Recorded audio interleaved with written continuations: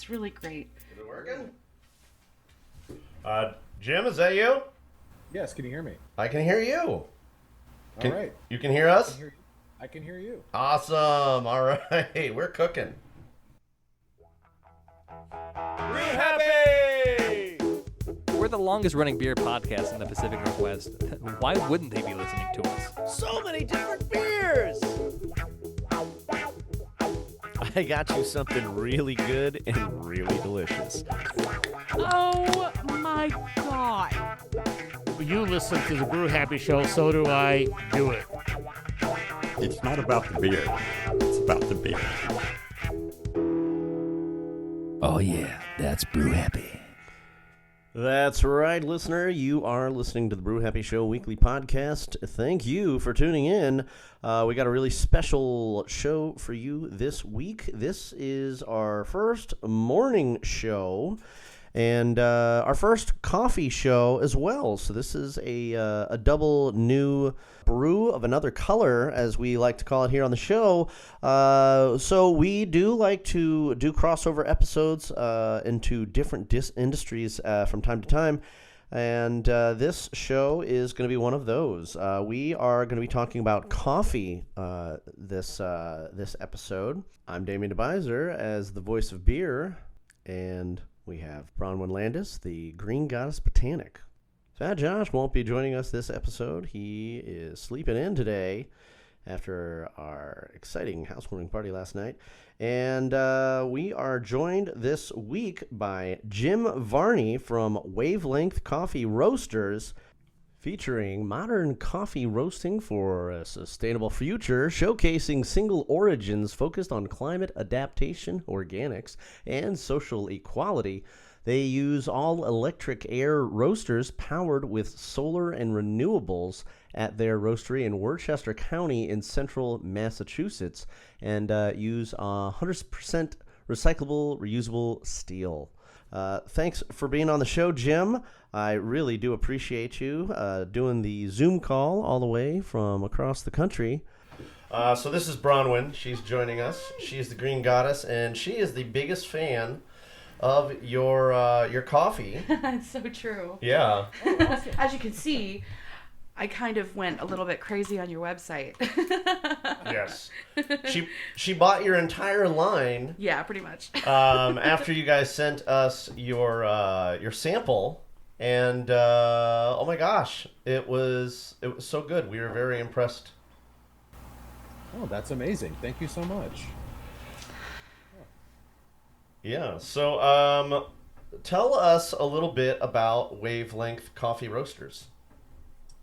Yeah, boy, I could go on forever too. So feel free to jump in, tell me hey, hold off, let's talk about something else. But yeah, so so I actually started this with my wife, Deanna. We launched just last year. We started in October. And before that, there was about a year or so of build up to that point where, we were really, researching, working on the business, like trying to figure everything out, looking at equipment. So it was a kind of a longer process building up to this. But it all stemmed from, this sort of, mid-career change for both of us, where, I was at a point where I had just left my company that I had been working at for 25 years and, was a, co-owner there as well. So I kind of exited. I wasn't ready to retire yet. And Deanna was also, she had been, her background is actually in library science. She has a master's in library science. Very nice. She had been, of course, raised our kids, at home, but had then gotten back into her career, and she was teaching. And education is tough. It's a tough industry, and we were kind of both at a point where we were ready for something different. And nice. And I think it was actually Deanna's idea when she was like, "Hey, what about coffee?" Because we had been doing a lot of work at home as far as like doing the sustainable thing. Like, we had converted from oil to all, high efficiency heat pumps. We had gotten rid of the old nasty hot water heater and gotten all electric, and everything's high efficiency. We had both been EV drivers for years. So like something we really felt passionate about at home. in terms of doing the right thing. And it had been something I had been dabbling in last few years at my business, but really wanted to make that a bigger focus of the sort of second act of my career. And Nice. when she kind of thought about this and we started looking at what the status quo is for coffee, it seemed like there was a really big opportunity there to do something different, to make our mark in terms of focusing on sustainability from the roasting side of things, and highlighting a lot of the amazing stories that are going on around the world in terms of adapting to our changing climate. So yeah, so that was then became the brainchild of what became Wavelength Coffee Roasters. Nice. That's a great story. The future of coffee. The future of coffee. Coffee. I know everybody asks us. They come up to, at our farmers markets. They're like, "So, what's this mean? The future of coffee?" And we're like, "Oh well, let me tell you about it. It's a great intro." Yeah. Yeah, it really is. Yeah, I'm really curious about what makes Wavelength so special. Like, what makes you different than other coffee roasters? Yeah. Well, I think it's a few things. I think we do, individually, these things maybe have been dabbled in, or we're not the only people doing individually, but like, I think we are one of the few that's really kind of put everything together.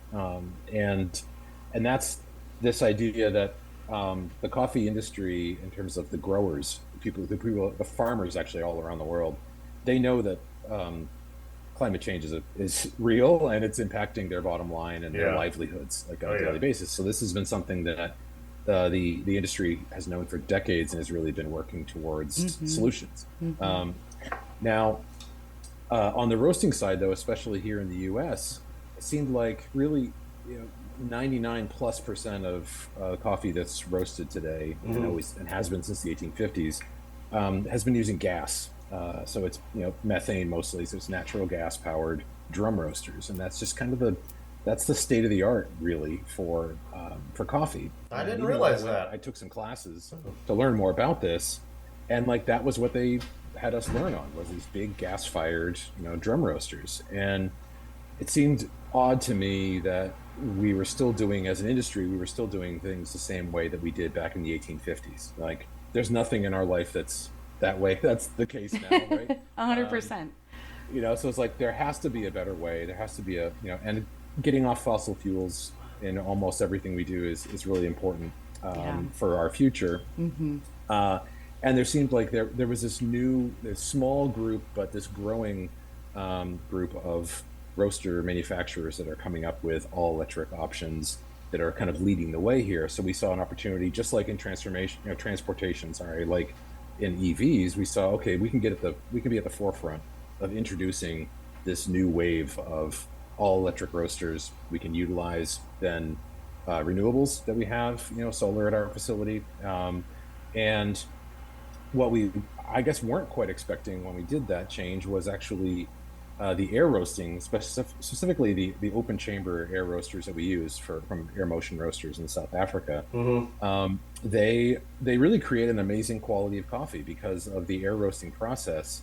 It's very clean, it's very smooth, and we say that, people are like, "Oh, what does that really mean?" But like when you taste it, you can actually notice that it doesn't have a lot of the same bitterness or aftertaste that you get from drum roasters. Right. It actually is, we think, a superior quality of coffee, and that's important to us. Like, we need to lead with a superior experience for our coffee customers. It can't just be like trying to guilt people into doing the right thing, right? It could be like, hey, this is the right thing to do, but it's also like the best quality you can get. That's interesting. That and tied in with the packaging side of things is really kind of like what makes us different. Yeah, we were wondering what it was that was different about your coffee here, because Bronwyn loves it. She is the coffee connoisseur. I obviously drink coffee also, but she tries different coffee beans everywhere we go. She'll pick up, a bag of coffee when we go off on trips and stuff. And I think lately you've been really into Phil's coffee, but now she's switched to Wavelength after which was the one that he first sent us?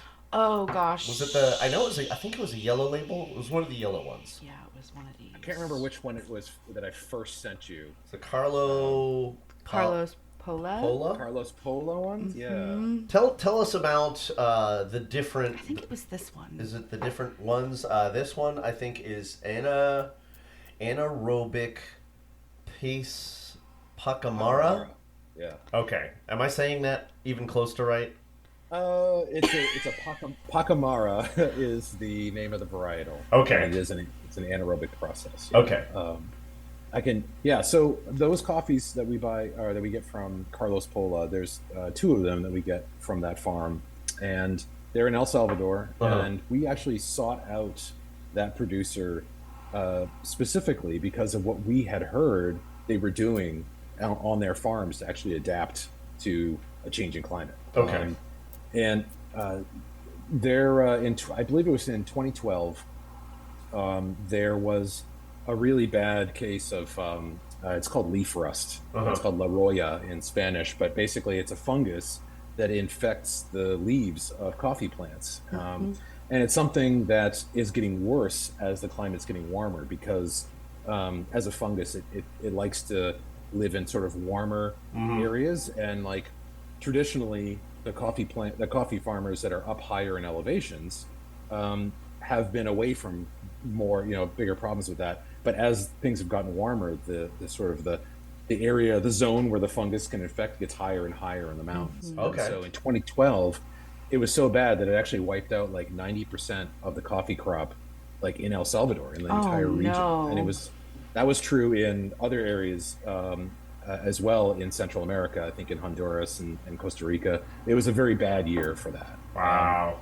And so this is something where Carlos, and his family were like, look, we can't continue living this way. We've got to do something different. And up until that point, and this is a multi-generational farm. They've been farming in El Salvador since I think the 1890s or something like that. Wow. And so they were like, look, we have to do something different than our traditional ways of growing to adapt to the way things are now. And so they started investing in some newer varietals, but like really their focus was on soil health. Like how can if we make the soil healthier, we make the plants healthier. Just like a healthy person is more resilient to disease, a healthy plant is therefore more resilient to this as well. So they started, planting more shade trees and intercropping with other plants to help provide more cover for their plants. And they're doing amazing things with, it's called mycorrhizae fungus. Oh Yeah. Yeah, we know So a little bit about the mycorrhizae. So they introduced this like really, it's a fungus that grows on the roots of the plants, and it's a beneficial thing for the plants. It's an interdependency that is beneficial to both organisms, where it allows the coffee plants then to actually extract more nutrients out of the soil, and it also allows the soil to hold more moisture, and so they don't have to irrigate as much. That's a really good explanation. Yeah, so it's because of that we're like, oh wow, this is amazing. Like more people need to know about this. Oh, So we yeah. reached out to Carlos Pola and his farm, and we've been buying directly from them ever since. So that's actually a direct thing we have with those guys. So That's so wonderful. Wow. So we're essentially helping Carlos and his family and the multi-generations when you decide to buy this blend. Yeah. You're helping support that little farm. Yeah. Cheers to Carlos. Absolutely. Yes. Yeah, Cheers. exactly. And the amazing thing too is like a lot of coffee farmers, right? Like you're helping support them, but also like all of the people in their villages around who work on those farms, like supporting those people and helping those people to have wages. Because if the farm goes down, like if you have another, a disease or outbreak or something like that, right, that destroys the farm, then it's a cascading effect, right? You've got all of the surrounding village and everything that also doesn't have any income, and so it is a responsibility to that whole area that we're helping to fulfill. Yeah, the ripples really go out as far as you can imagine, because it's impacting everything along the way, the whole community, and then even further out from that. Yeah. That's wonderful. So you enjoyed it. How many of these have we gotten to try, honey? I think I ordered 5. You ordered 5. She ordered 5. Yeah, okay, so what happened? When we got the package, I'm pretty sure it was this one from Carlos Pola. Okay. The anaerobic Pacamara. We have a fresh, like a burr grinder, and I poured this. Okay, first of all, the packaging is so cool. I love the container. It feels like it's really, like it almost feels like really well sealed. And like you could probably store this for a really long time. Is the packaging also recyclable? Yeah, so the packaging was a really big part of our company from the start. Like we knew we wanted to do things differently. As a coffee drinker myself, and as a sort of sustainability nut, it always bothers me, like all the bags, and like, you know, if I buy, like, say, fair trade and organic coffee, I'm trying to do the right thing, but at the end of the thing I have to throw away a bag, and I never know what to do with it, because the bag might say, oh, it's compostable, or it's made of recyclable plastic, or maybe it's bioplastic. I'm like, well, what am I supposed to do with that? Exactly. So it was always Yeah. so confusing. I've literally had that conversation with my dad as he's finished a bag of coffee and he's throwing it away. I'm like, wait a minute, is that recyclable? And he's like, oh, well, I'm not really sure. The inner lining seems like it might not be recyclable. And maybe, you know, it's great to just remove all of those questions with sustainable packaging. That all of those bags, pretty much almost everything ends up in the landfill or burned, unfortunately. And so we knew we wanted to do something different. And so steel is the most recycled and recyclable material that humans have ever made. Something over like 92% or whatever of all the steel ever made is still in like use today. Wow. So that's really cool. It's an eminently recyclable material. And it also is actually the best barrier for your beans. As you noted, it's absolutely impermeable to moisture, to oxygen. So once it's sealed up, the coffee stays fresher inside longer than it does inside of a bag, because most bags are actually kind of porous. They actually let gases in and out. So it allows for a longer shelf life. It's a better quality, and when you're done with it, it's 100% recyclable. Nice. Now, do you get are all of these from Carlos Pola? Because these others have different names. So we have 2, I think, that are from Carlos. We have the one that we were just talking about, the anaerobic Pacamara. Yeah, there we go. You are so good at that. And then we should probably just let say it. Pachanga Las Brisas. Pachanga Las Brisas. You've got the Pachanga Las Brisas. So Las Brisas is one of the farms. So the Polas family owns, I believe, 3 farms. And so the Pachanga is it's like Spanish slang, I think, for like a party mix. So they actually, the farm manager at the Las Brisas, he blends together, there's 6 different varieties of coffee that he blends together and makes it their pachanga, and so that's what that one is. Are you going to open it right now? Inside there, where it says actually the varietals. I believe there's 5 or 6 different ones that go into that. Jim, I think she's diving into another can right now. But those we color code our labels there, so you see like the ones from El Salvador are yellow, and we have a different. There you go.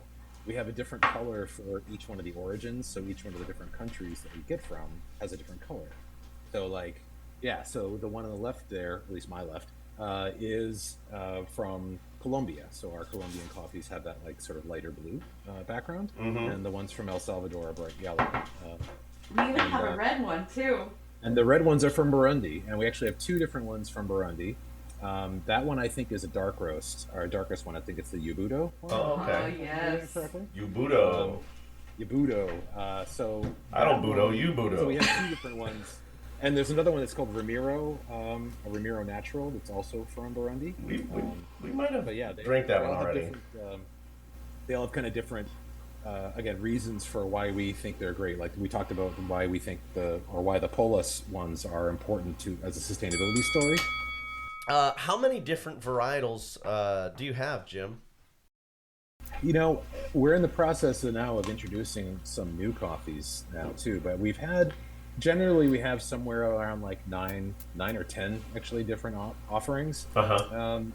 And we're in the process now of actually winding down our the Carlos Pola coffees that we have. So we're coming down to the last few cans. Oh, I'm gonna have to make another order. Uh-oh. This is some urgent coffee purchases need to happen. I thought that Bronwyn had already purchased one of each of your entire line. No, they have more? No, they have more. And see, the thing there's is, more. I probably would have bought the entire lineup, but it seemed like there were some that were really super popular, so they weren't available at the time. So maybe they were like out of stock, or maybe it was harder to get those at the time. But anyway, yeah, I can't. I'm gonna have to go on there and get some more of that before it's not available anymore. Yeah, Jim, you're gonna have to make more coffee. I know. So we've got, but we're really excited about some of the newer ones. Like as you mentioned, Bronwyn, there's we had a Costa Rican, our Hacienda La Avenida, that it's our number one coffee. It's our number one selling coffee. It's a really great, like just a fantastic, solid coffee. We had a local restaurant chain, a cafe restaurant chain in Boston, that had picked that up to start offering at their cafes. Ooh, cool. And so we temporarily kind of ran low on that on the website, but we now have new stock in. We've got this year's new crop that just arrived of the same coffee, so that is now available. Great. And we've got some new ones too, some exciting ones from Mexico. We've got an Ethiopian that's coming out. Oh, Ethiopian's nice. A new one from Colombia. We've got a pink bourbon coming out that's from Colombia, which is amazing. So we've got some fun new coffees that are going to be coming out in the next couple of weeks. Yeah, so I don't know like a huge amount of coffee. This is, I mean, I've been drinking it for years, obviously. Most people have. But one of the things so I know there's the Ethiopian, and then what's the other one? Well, it's like a regional thing. Yeah. So it's but like where coffee beans grow best is where you're going to be able to harvest them from. Right, and they're grown at different altitudes, but the altitude that they're grown in affects like whether... Almost like think wine grapes. Yeah. You know how like in different regions of the world, you'll find certain grapes, like the Champagne grapes come from a very specific region in France. Yeah, that's kind of what I'm getting at. So we're on the same wavelength. Yeah. Yeah, we're just full of the dad jokes over here, really. Yeah. We you gotta tie in. I love it on like TV shows or movies when they tie in the name of the thing that you're watching. So, you know. Yeah, you are 100% right in that the varietal that's grown and the region, like the terroir, right? Yes. And the processing of the post-harvest processing all have big impacts on the flavor of coffee. And so you could have the same varietal that is grown in even two different places and it might taste a little bit differently. And then they can be processed differently after they're picked. And that can also change the flavor quite a bit. Wow. So there's a lot of different things that people can do to impact the flavor. Nice. Yeah, I think I'm probably going to go ahead and open this let's see. I don't want to mispronounce it. Kuruzi Yabuto. Yeah, I'm just curious about this variety. It says red bourbon. And is there bourbon in there? There's no bourbon. So like I know purists would probably correct me and say, it's pronounced Bourbon. It's like, yes. Bourbon. Bourbon. So what that refers to is it's a variety of Arabica coffee that's called a bourbon. And it's very common. It's one of the most common varietals actually of Arabica, and it's especially common in East Africa, like in Rwanda, in Burundi, where this is grown. And that's because, and it's named this way because of the colonial history of that area. Coffee was first grown in East Africa by Dutch merchants who were bringing bourbon variety plants from the Isle of Bourbon, which is actually now it's called Reunion Island, but it's off the coast of Madagascar in the Indian Ocean. And that was a waypoint for all of the trade, the sea trade that happened in the area. So they basically the varietals that were grown on that island were called Bourbon because of the French dynasty, but of the same name, the Bourbon dynasty. And so That makes sense. that history, those names have kind of like echoed through the centuries. It's a reminder kind of the history of colonialism and the coffee that comes with it. Yeah, that's such a great story. Yeah. You're really good at explaining things too. Yeah, something that I notice about your beans, which makes them different from other beans, is like when you go to the store and you buy a bag of whole beans from like Starbucks, say, the beans are so dark and they're so shiny, almost as if there's like an oily coating on those beans. And they are like such a beautiful color brown. They don't look like they've been blasted, roasted into oblivion. They look like they look natural. They look pleasant. Yeah, they do. They look like they enjoy being in the can. Yeah, and there is a little bit of shine because I think you're going to have oils in the beans, but it's not like lacquer. There's something different about the process that you guys do that makes it look like this. Is that the air, the anaerobic thing that you're talking about? Well, I think what you're probably noticing there is, for instance, like especially with Starbucks, and it's true with a lot of other darker roasted coffees, is roasters tend to go really deep into the roast, like they roast them really, really long, often into what's called second crack. I don't know if you've ever heard this before. No. But when you're roasting coffee, it gets to a point where it actually cracks. It's kind of like popcorn. It doesn't actually like explode like popcorn, but it makes an audible cracking sound, and that's called first crack. And when you are roasting, you want to get to first crack and then however long you roast after that is really determines the darkness of the roast. So a lighter roast will be like maybe just a little bit after first crack, and the darker you go or the longer you go, the darker the roast gets. And if you roast long enough after first crack, you get to what's called second crack, which is like really dark, super dark.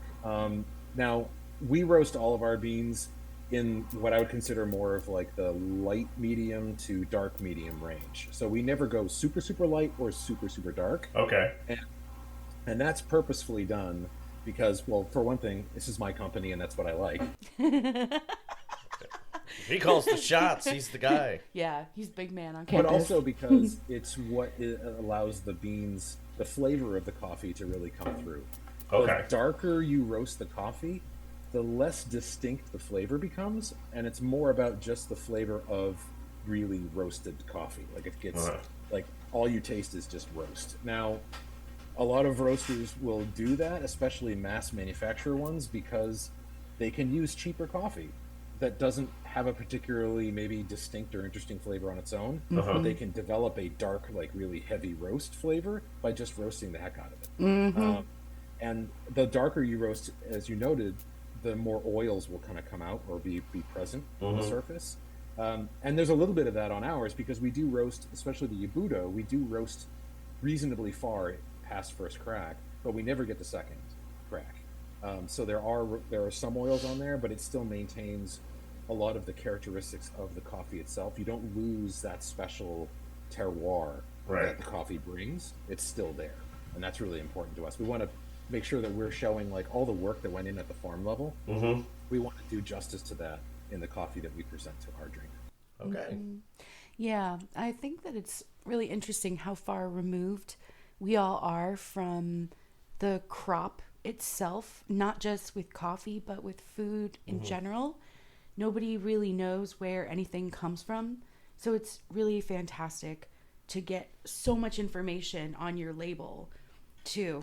It's full of information. And these cool little coffee coasters. Love all of the information about where this comes from.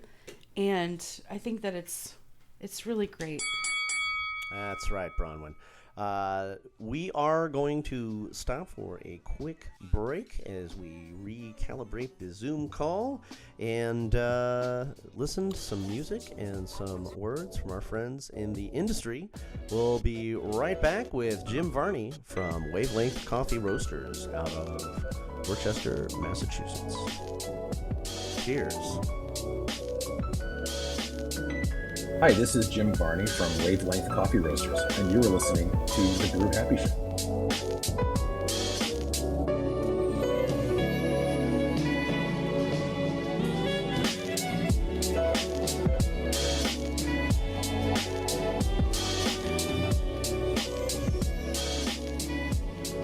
This is Lee Hedgeman, and you're listening to the Brew Happy Show.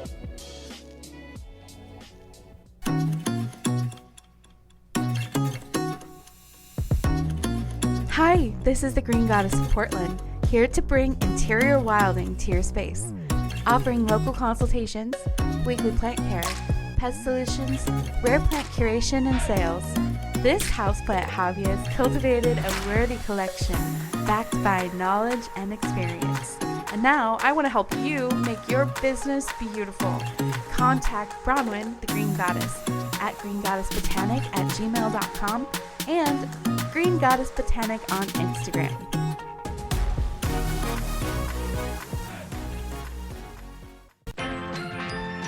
And now for more Brew Happy.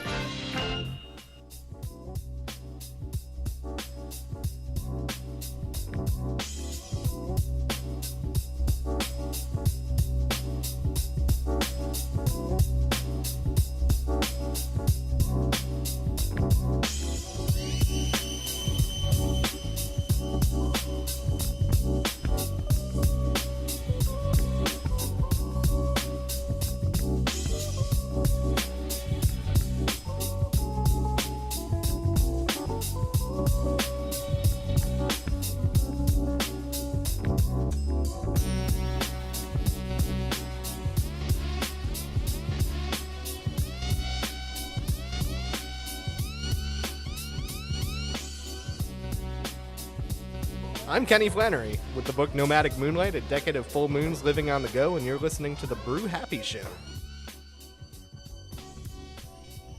And we're back. That's right, listener. You are still listening to the Brew Happy Show weekly podcast. Thank you for your continued listenership.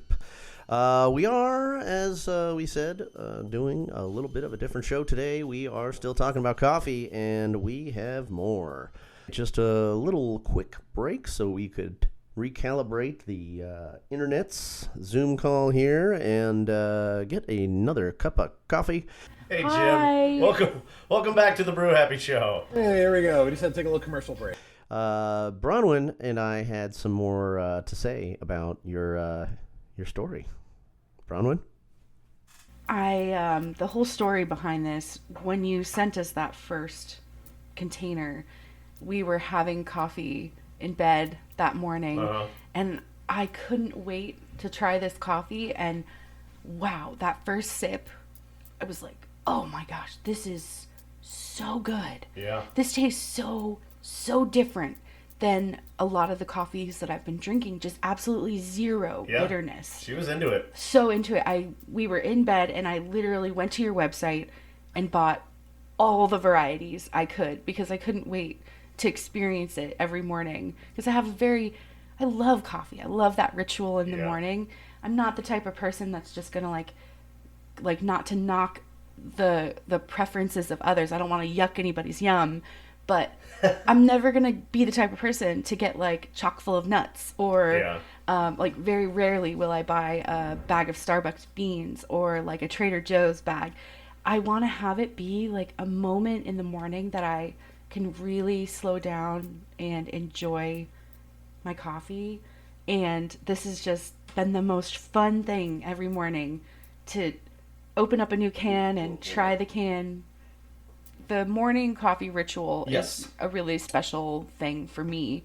And if it's a really special thing for me, then imagine how many people out there in the world also believe that too, and want to have a special morning routine with their coffee. And I don't know, I just think that this is such a great such a great concept, and I'm so excited that we could be your first order in Portland. Oh, I know that we really appreciated the note. That was Yeah, really... it was really cute. We were really excited to be like the founding people in Oregon to have tasted your coffee. Welcome to Oregon. We just need a lot more. Come on now, let's get on the West Coast here. But yeah. you make a great point, which is again super important to us, that we wanted to be able to reach out to people and kind of touch people in with that like daily part of their lives, right? Like something that is you're confronted with on a daily basis and like continually as me, like all throughout the day. Cheers. Yeah. How many cups of coffee do you have a day? I've got to know. I can't even count. I don't know. It's like at least 2 a.m. before I leave for work, and then we usually have some espresso when I come in, and then we have some tasting throughout the day, and then like in the afternoon I have a little bit. So I don't even know. You're just buzzing over there on the East Coast. Yeah, all the time. You're totally right though, that like all of us, we are so in this modern life of ours so disconnected from where our food comes from, and especially with a crop like coffee that doesn't grow around here. There's like little bits in California that are trying to grow some coffee, and like Puerto Rico and Hawaii, but like not anywhere on the same scale as it is in between the tropics, right? Like around Central America, South America, Africa, and Southeast Asia. That's we're separated from that, geologically or geographically, like we don't even see it. So it's important to us to kind of, when you have that daily ritual, have that little reminder. Like it needs to be an excellent experience, but like as you know, with the little coasters, right? We wanted to tell a little story. Like storytelling is such an important part of what we do. You can read about what's going on there on the farm and like what makes this a special coffee, but you can also understand how it ties into the larger world and why it's important to support this kind of stuff.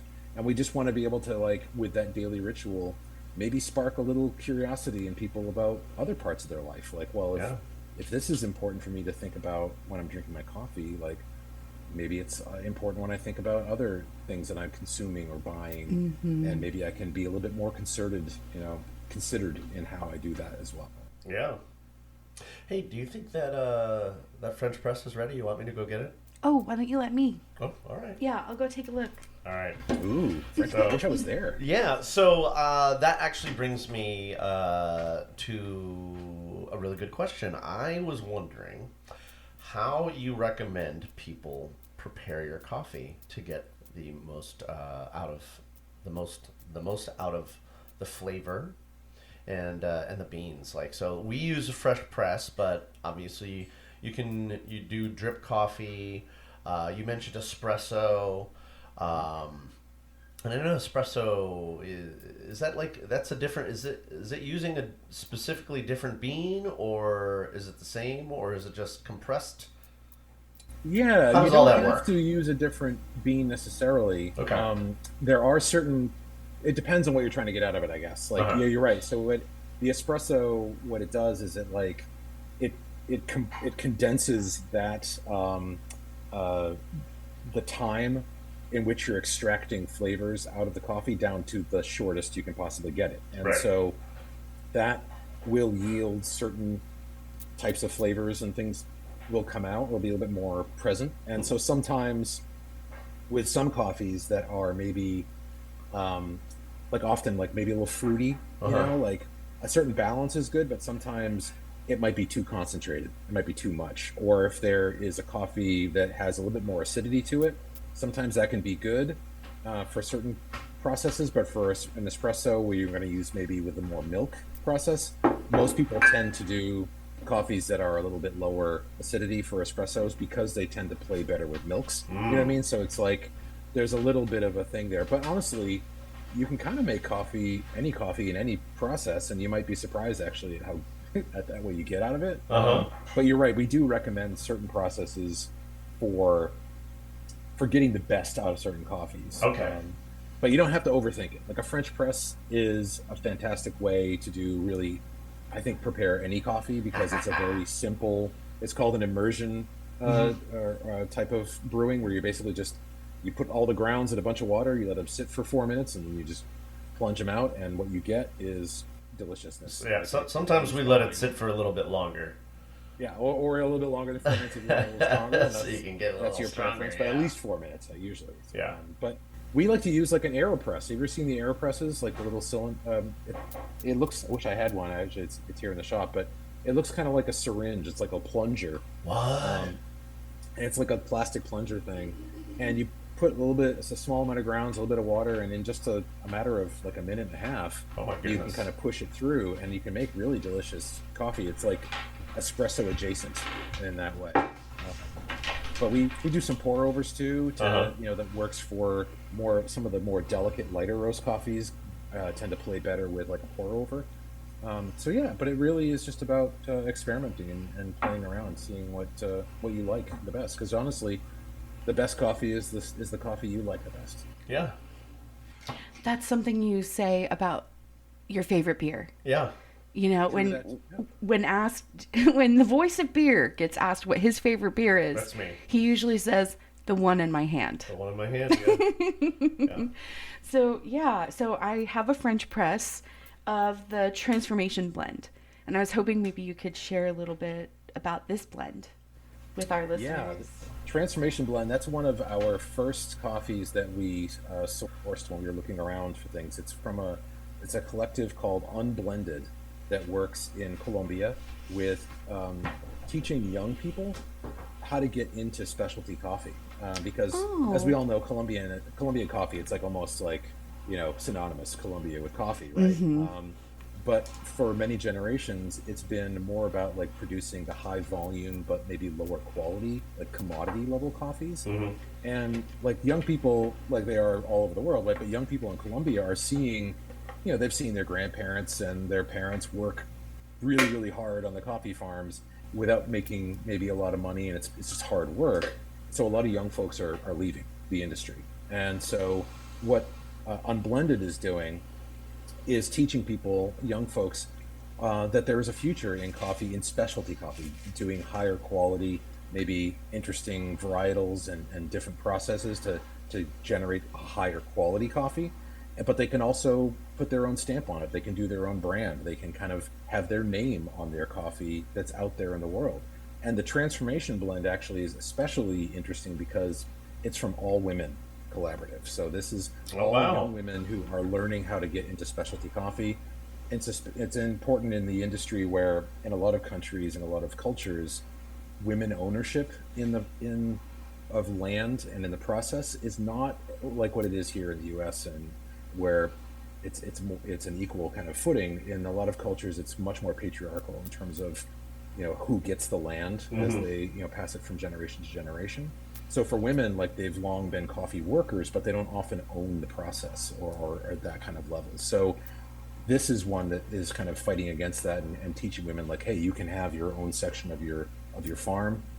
You can grow your own coffees. We'll teach you how to do it. We'll give you mentorship. And it changes. It kind of flips the script, right? It kind of it changes their perspective on their role in the coffee industry in general. And we just love supporting that. And the coffee we find is it's really beautiful. It's this delicate blend of a choroso bean and a castillo bean, and that gives it like this nice, really like kind of floral kind of quality to it that we think is really lovely. It's a caramel, but also a little floral. And we roast that quite light, so it helps to bring out those more delicate notes. Do you see how light those beans we think are? It's really nice. I noticed that. Yeah, they are lighter like than when the you other compare cans it- that we've opened. Yeah, like when you compare it Yeah, that's way to darker. the Burundi. Yeah, it's, the color difference there between those two. Yeah. Yeah, I notice with the Transformation blend, there's just this really lovely lingering caramel sweetness. It's so lovely. I like that. Yeah. Okay, so just in case someone out there wants to do like a tasting of your coffees and order a few, so let's say I missed a part of the conversation. We were talking about pour overs and French presses and things. He likes that we use the press. Oh, great. Yeah. Yeah. So it's called immersion. Oh, an immersion. That makes sense because it's like immersing all the grounds in the water to steep. Yes. Okay. So, we're kind of maybe not the best people to represent the coffee drinkers because I gotta have coffee creamer. Like part of the coffee experience for me is I love the Chobani coffee creamers. They're so delicious, and I like to find ones that kind of accent the flavor profile of the beans. But would you recommend to taste the coffee without anything in it? Is that kind of like the best way to discover the beans? Or do you guys have pairings with like different creamers or anything like that? We don't necessarily do that. I mean, we do offer, so at our farmers markets and everything, we always have, whole milk, half and half, and oat milk. We've got our own, oat milks that we think are great. And we also have, we offer sweeteners. We've got, my wife makes this really nice, she makes a simple syrup, just a basic simple syrup, but then she also makes a vanilla simple syrup, like with actually vanilla beans and everything in there to infuse it. That's so good. And people love that, and it's like fantastic. I mean, I do think that as a first taste, like it's always best to kind of, maybe taste it black or whatever, but just to kind of get the flavor. But also, like, you should drink coffee the way that you drink it, and so you'll know what tastes different because you're used to that. And we're not of the school of thought where absolute purists of like, you should never put milk, in your pour over. Because people are serious. Like, people are very serious. In Portland, we're such a coffee city that I feel a little bit like childish being like, oh, can I have my hazelnut coffee creamer, please?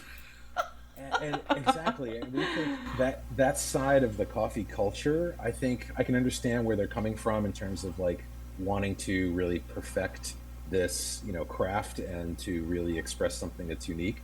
But I think that it can be really off-putting. It can be like, it's called coffee snobs for a reason, right? It can actually alienate a pretty sizable portion of the potential coffee drinkers, right? Like, and why wouldn't you want more people to, like, as far as we're concerned, like, we're trying to promote sustainable coffee. If we can get more people on board, that's better, right? We don't want we don't want fewer people to enjoy our coffee. We want more. Right. So however you like to enjoy it, we are absolutely open for it. All right. Well, let's taste it just black and see what we think. Now it's probably going to be a pretty strong French press if it's been sitting in there for a while, but I like my coffee strong, so I would probably really love that. She loves it strong. It hasn't been sitting for too long. We're actually all right on that front. Not too long. Cheers. We always do like a gazillion cheers. Where's the cheers bell? Yeah, so some of the things that I smell. Okay, so this is so many years ago. This was in like 2005, 2006. I actually was a barista at Starbucks. True. And we had a coffee master program. Oh, yeah. I don't even think it's a thing anymore. But the coffee masters, in order to get to that level, you had to do tastings with a French press and drink it like this and slurp. And so could you maybe walk us through the best way to taste this coffee right now? Yeah, it's funny you talk about that process, and in the industry, we use a process that's called cupping. Oh yes. And it's not like the you get the hot things and you put them on your back. the massage. Yeah, it's not like that. Okay. But cupping is basically like it's a controlled way for you to prepare coffee that eliminates some of the variables of like water to grounds ratio. It standardizes those. And you basically just put hot water and grounds into a small cup.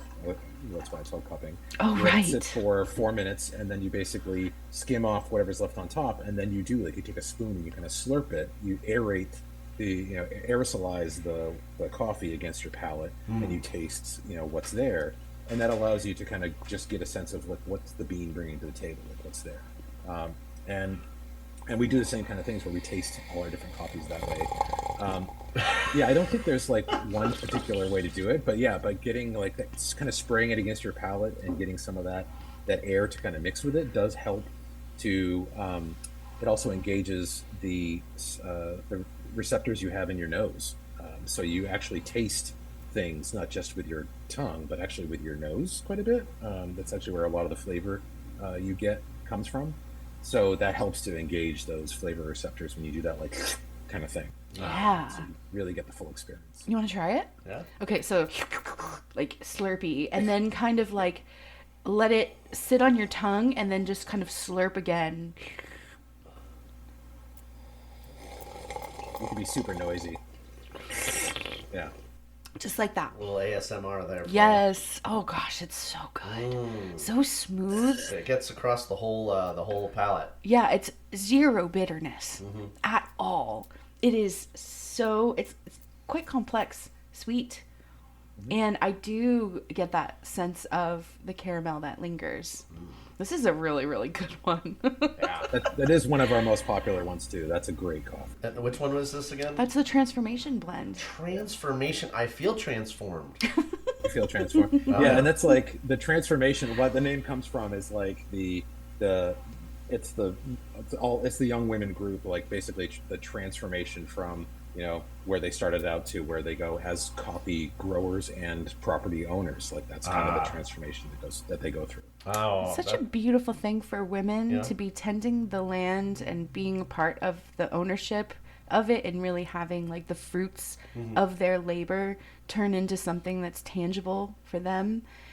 I think that's so wonderful, because I think sorry, I didn't mean to interrupt you. Oh no, it's okay. I just think that like there's so much wisdom with women and the tending of the land, and perhaps if we looked back into the history of our species at all, we would see that, you know, women were the ones to tend the land. Oh yeah. So it's almost like a return to what they know instinctually. Does that make sense? Totally. Yeah, it's the women ownership and kind of equity side of things is actually a big part of a lot of the coffees that we are buying. So you talked about that one from Burundi, the Karuzi Ubuto. Oh yeah. That's the dark roast, right? So we get that coffee from an importer named or it's called J&P. So it was started by this woman named Janine, who is, I'm not going to pretend to pronounce her name because I am bad at that, her last name, but she is from Burundi originally. And after a successful business career, she decided to come back to, working with the farmers in her home country to help promote Burundian coffees, but also to help the farmers there to kind of, reach a better standard of living, because Burundi is one of the poorest countries on earth. And coffee is, I think it's their number one export coffee or crop. And so actually J&P has a big focus on, I think they call it dushime, but it's like a second payment that they do in the whole process to make sure that the farmers, and most of them are women, or a lot of them are women, get money when they really need it at a certain time of year to, say, help with children at school, to buy school supplies, or to buy food for various needs. And they are really actively promoting women as part of the supply chain and making sure that they are educated as well, along with their male counterparts in all the process. So it's a big part of the whole process for Janine, and we love supporting her and her coffees for that very same reason, that it's making sure that we're all rising up together, right, and not leaving anyone behind is such an important part as the world is changing, to make sure that we're all off in a better place going forward. Yes, Nice. Rising tides raise all ships. That's right. We say that all the time Exactly. on this show. Yeah. That's what makes the brewing community in general so special. Yeah. Is that it's all about people supporting people and people supporting communities, and the camaraderie and the ripples that come from sharing it all together. Yeah, it is. There are a lot. There's in the brewing industry, in the beer world, there is a lot of collaboration, and there's even cross collaboration with coffee roasters as well. So totally. That's an avenue to totally explore. Coffee. There's a coffee cream ale that is totally a style. And there's I can't think of the brewery that most recently that I just had one from.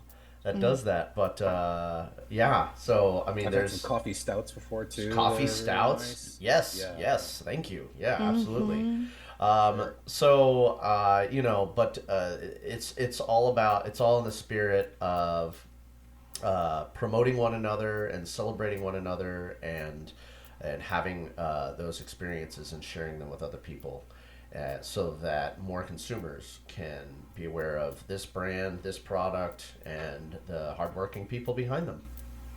That is one of the things that my wife and I both really love about this industry. I mean, we're new to it, but we find that like the people are just amazing. Yeah. You know, like you were saying, it's the same kind of thing. It's such a great community, and people are so supportive. And you know, it's not a net, you know, zero sum game here. Like there's always room for more coffee. There's always room for more beer, right? Like, Oh yeah, there better be. I'm not stealing. You know, we're not stealing business from each other. We're all trying to make it better. Yeah. And I think we've received nothing but just amazing positivity from everybody here in the industry, and it's great. It really is wonderful. Awesome. Well, Jim, I think we're getting close to time, and I'm worried Zoom's gonna boot us off again. So I just wanted to ask how people can get a hold of Wavelength Coffee Roasters and what kinds of things you guys have coming up in the future. Well, you can reach us on our website, which is wavelength-coffee.com. You can see in the images behind you. Yes. On socials, we're most active, and I think we're a little active on Facebook. We're most active on Instagram, and that's at Wavelength Coffee, one word. And yeah, we are. We're like I said, this is our first year, kind of in operation, so everything's very new to us. But we are working to get the word out, and to we ship everywhere in the U.S. So like you have there, if folks want to, you know, any purchase over $40 is free shipping. So yeah. And isn't there like maybe it was a temporary special on your website, but if you order like 4 or more blends, you get like a special discount. So that's like a huge incentive. You get the free shipping, and then if you just tack on a couple extra cans, then you get like, what is the discount? I think it was like 20%. I believe it's a 20% discount. Yeah. If you order 4 more cans. Yeah. That's huge. Yeah. I mean, it's worth it because then you have a great variety of things to taste and choose from. The more you buy, the more value you get. Well, I'm just a sucker for any sort of discount, to be honest. Yeah, I think we all are. Yeah. Well, he was telling us already about the blends that are on the way. But if people are listening now and want to get their hands on some of those Carlos Pola blends, do you know when the cutoff is for that? I guess it's probably until you run out, right? Yeah, we'll go until we run out. I think we're down to the last maybe 10 cans. God. Natural, or that one that you have there, that's anaerobic Pacamaro. So I think it's getting pretty close. We have a little bit more of the Pachanga that's available, but not much. So it might only be a couple weeks or at most before we sell out of those. Wow. But yeah, the other ones that are coming in, I think we're going to be launching some new ones this week. So the Mexican, the Ethiopian, and we have a decaf that's coming out. They should be available in the next, say, 7 days. Awesome. Exciting. And then we've got some more coming in right after that. So we'll just keep kind of reintroducing new things and you know, keeping everybody happy. Well, you know what I think? I'm sorry to interrupt you, but I think I would really love a coffee subscription with you guys. I think it would be so cool to be able to have a monthly coffee shipped right to my door. I know that I've done that with other coffee roasters before, and I've even gone in and like changed the address so I could ship to my dad. Yeah. Which he's just a huge coffee lover. So if I had too much backstock, I'd be like, oh, okay, well I still want to participate in the auto ship, so I'll just have it sent to him instead. Do you guys think that maybe you would ever consider offering like an auto ship program? Yeah, we definitely would. Yeah, for sure. I think that's a good idea. I know other roasters do that, and yeah, that's something definitely we would consider in the future for sure. I'll keep an eye out for it. Yeah, but you can expect another Portland order probably at the end of this week, because I do want to get my hands. You think we're going to go through all of this coffee? Well, no, but it's like, okay, I want to get I know I have both of the Carlos Pola here, but I want to try the other blends that are coming. Okay. So maybe I'll wait till the end of the week and see if I can get lucky and get everything all at once, the Carlos Pola, before it runs out. There'll be some overlap there, so yeah, you'll be able to do that. Heck yeah. Awesome. This was such a fun conversation. Yeah. Thank you so much. Yeah, Jim. Thank you so much for being on the Brew Happy show. And thanks for letting us be your first Portland, Oregon order. And expect many more. Well, we definitely appreciate your support, and I love being on this show with you guys. It's been a lot of fun, so thank you so much. Thank you. We'll look forward to maybe some more coffee talk in the future. This is actually our very first coffee episode. So we didn't even get a chance to talk about the overlaps of coffee and beer brewing, because there's a lot of similarities there. So yeah, we'll have to be on another time. I was gonna say, maybe we could do like a follow-up episode once we're able to like try the new blends and find out what you're doing down the pipeline, because it sounds like you and your wife are very innovative and you think outside the box and try to figure out how to benefit not only your local community, but the growers, the farmers, and all of us coffee drinkers too. Yeah. 100%. Yeah, I'd love to be on again if you'll have me. So for sure, let's stay in touch. Awesome. Well, listeners, thank you so much for tuning in. This is Jim Varney from Wavelength Coffee Roasters. And this is our morning episode of the Brew Happy Show. Cheers. Cheers. Cheers. All right.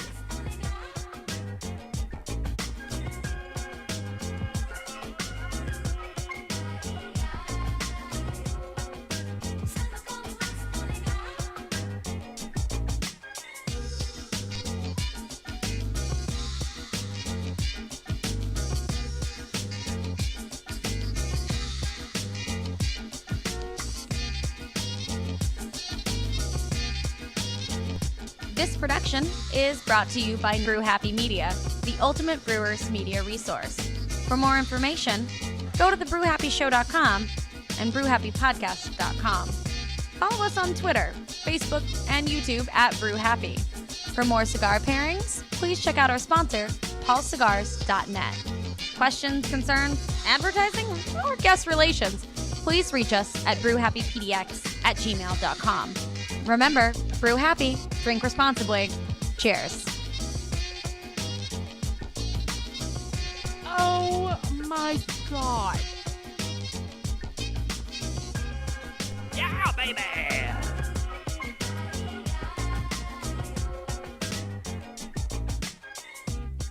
You know what I mean?